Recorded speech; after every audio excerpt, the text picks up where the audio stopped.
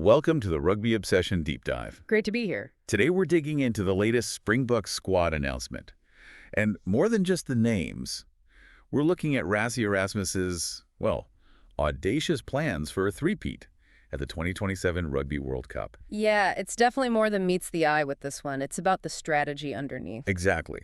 Our mission today is to sort of decode those signals, look at the philosophy behind it all, and really give you the inside track on where the Springboks are heading. Understanding that long-term vision. Spot on. Yeah. And hey, if you're as obsessed with rugby as we are, and you enjoy this kind of deep analysis, make sure you subscribe to Rugby Obsession wherever you get your deep dives. Definitely worth doing. Okay, let's get stuck in. Rassie Erasmus, he's known for throwing curveballs, isn't he? Keeping everyone guessing. He certainly has that reputation. But this latest squad for the Rugby Championship games against Argentina, well, on the surface, not many massive shocks, maybe. Initially, perhaps not. But as you said, you have to look a bit deeper. The sources we looked at really suggest there's a strong message there about the future. Right, the stability itself feels like a statement. It absolutely does. What's fascinating is how that stability, or the lack of huge changes, points to a really strategic approach. Think about it. They had that mixed bag against the All Blacks, right? A historic win, yes, but also a tough loss, and an aggregate score of 34-60 against them. Yeah, not ideal on paper. Exactly, and yet the core of that group is being backed. That says a lot about the confidence in the direction, you know? Yeah. Many past box setups might have reacted very differently. That's a really good point. And talking about shifts, even subtle ones, the big one highlighted is dropping Willie le Roux after he started at Eden Park. Yes. Now that feels like more than just tweaking the team sheet. Our sources are calling it the passing of the torch. And that's significant. Le Roux has been immense, obviously. 2 World Cups. So what does it actually mean strategically when a player like that, so key to past wins, is left out? Well, it strongly suggests a deliberate move to refresh things. Not just for these upcoming games, but with a clear eye on Australia 2027. It's a signal, really, that future planning is maybe taking priority over past contributions right now. A tough call, but maybe necessary for that long-term goal. And of course, there were some injury-enforced absences too. Jean-Luc Dupreez, Lou Diager, FLL Fassi. Yeah, injuries always play a part, don't they? Yeah. Fassi and Diager picked theirs up in that Wellington win, Dupreez before the first test. So it's a blend, isn't it? Tactical choices and, well, just bad luck sometimes. Right. But looking at who is there, the pack remains pretty much identical to the New Zealand test. That continuity up front seems crucial. Absolutely crucial. Backing those props who did well, sticking with that core forward power, it shows a deep belief in their set piece, that foundation they build everything on. And we see Jan-Hendrik Wessels mentioned primed for cover at hooker and prop. That utility value again. Always valuable. And great to have Bongi and Manambi back involved, too. Definitely. And even with Lou Diager out, that second row still looks formidable, doesn't it? Mostert, Nortje, R.G. Snyman covering number 5, Eamon Nesbitt likely starting a tight headlock. Oh, absolutely. You've got power, work rate. It's a strong group. Franco Mostert, Ron Nortje, R.G. Snyman providing that cover. And Etzebeth is just, well, Etzebeth. A force of nature. Pretty much. And then the loose forwards ways was outstanding in Wellington, wasn't he? Discipline, too. Him, Van Staden, Dutoy, Quagga Smith, Sia Khaleesi. The sources talk about real venom. You can see why. Relentless at the breakdown, strong carriers. Game changers, potentially? Okay, moving back.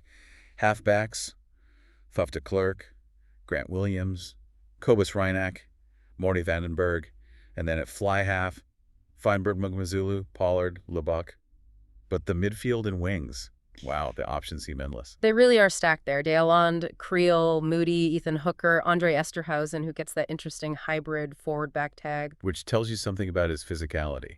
Exactly. And look at the flexibility. Moody and Hooker can cover wing. Damian Willems, well, he can play fullback, center, almost anywhere, it feels like sometimes. A coach's dream, surely. Plus, you've got Mapimpi and Colby as your out-and-out wing threats. It's a really well-constructed group, not just for now, but for tactical shifts during games and obviously for building that depth towards 2027. So it's more than just mixing old and new. It's like a carefully assembled puzzle, isn't it?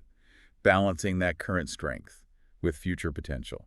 How tough is that balancing act? It's incredibly tough, and frankly, that's where Rassie and the team seem to excel. It's about keeping that core strength, especially in the pack, while taking, calculated risks elsewhere, introducing new faces, trying players in different positions. Well, preparing for future battles while still fighting the current ones. Precisely. You can't afford to stand still, especially when you're the defending champions aiming for something unprecedented.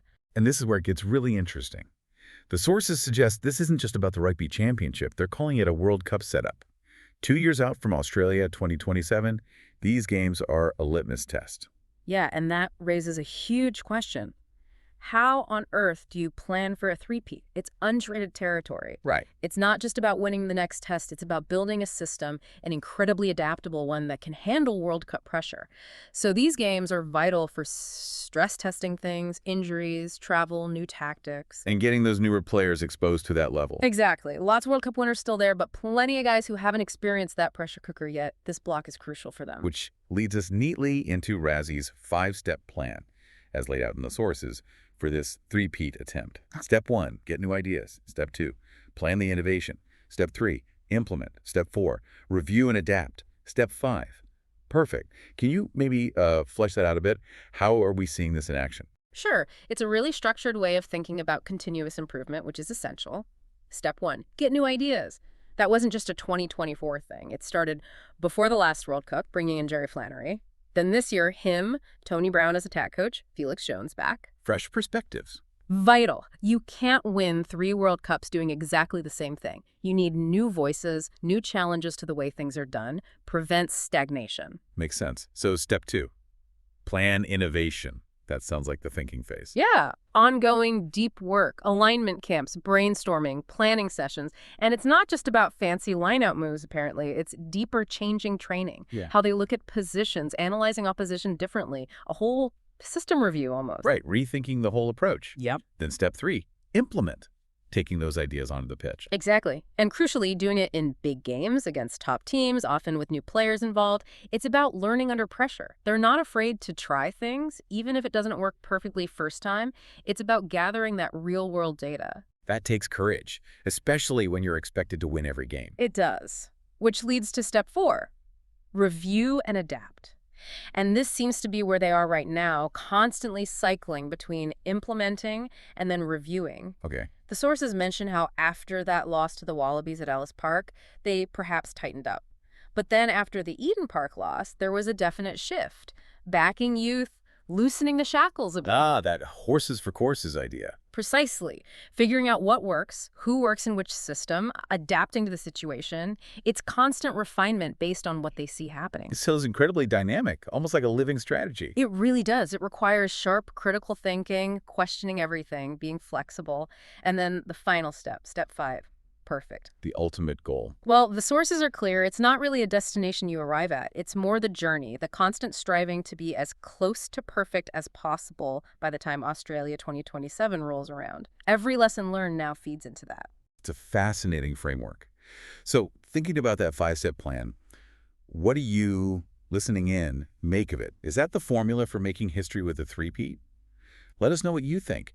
And hey, if you're enjoying this deep dive, hit subscribe on Rugby Obsession so you don't miss out. Definitely share your thoughts. Now, another theme that really jumps out from the course is something Rassie clearly values immensely is value in utility. Players covering multiple spots. Oh, absolutely massive, especially for a World Cup squad where you're limited to, 33 players? Yeah. Tight margins. So having guys who can slot into different roles is invaluable. It gives you selection flexibility, covers potential injuries, and even helps in training, making sure you have quality opposition across the park. It's smart squad management. And the examples given really highlight it. We mentioned Wessels covering hooker and prop. Colby can play fullback. Feinberg, Monga, Mazulu fly half or fullback. Kane and Moody playing fullback for the Bulls. And the scrum halves too. Grant Williams showing genuine pace on the wing. Cobus Reinach likely doing similar. You can even imagine Faf and Morny Vandenberg stepping in as makeshift 10s in training drills. It shows why it matters, doesn't it? Not just that they can do it, it's about squeezing every last drop of value out of that 33-man squad. Totally. Look at Damian Willemse starring at 12, or Ethan Hooker on the wing but comfortable in midfield. It just gives the coaches so many more options, makes those selection meetings potentially easier, or maybe harder. Oh, maybe.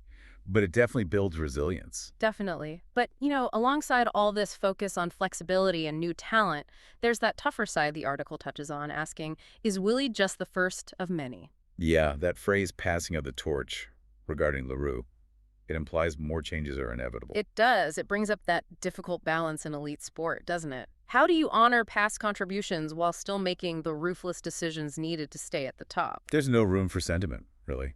Very little. Rassie and Ms. Wanda have basically said it themselves. They don't retire players. But eventually, they might just not be able to select them anymore. It's performance-driven. So while le Roux passed on knowledge, father time and future planning eventually dictate things. The sources also mention Bongi and Bonambi's form being watched, Ruan Norche pushing Franco Mostert really hard. Exactly. It fits that philosophy. Always learning, always adapting, critically evaluating. The reality is they can't just roll out the same core group from 2019 and 2023 in Australia. It's just not feasible. A constant evolution, even if it means hard calls on fan favorites. That seems to be the necessary path for sustained success at this level. Okay, so we've really unpacked quite a bit there. From the surface stability of the latest Springbok squad, we've dug into the signals about the future, the huge value placed on utility players. And that detailed 5-step plan aiming for an unprecedented third consecutive World Cup. It shows a blend of really clever innovation and maybe some hard-nosed pragmatism. They're building for 2027 step by step. Constantly reviewing, constantly adapting. Which leads us to a final thought for you to mull over. As the Bucks continue on this path towards Australia 2027, always reviewing, always adapting, what do you think will be the single biggest hurdle they face in actually achieving that perfection, that historic three-peat? That's a big question. Lots of potential challenges. We'd love to hear your perspectives on that one. Share your insights with us. And please, remember to subscribe to Rugby Obsession for more deep dives like this one. Thanks for tuning in. Thank you for listening to the Rugby Obsession Deep Dive, and we look forward to you listening to our next episode.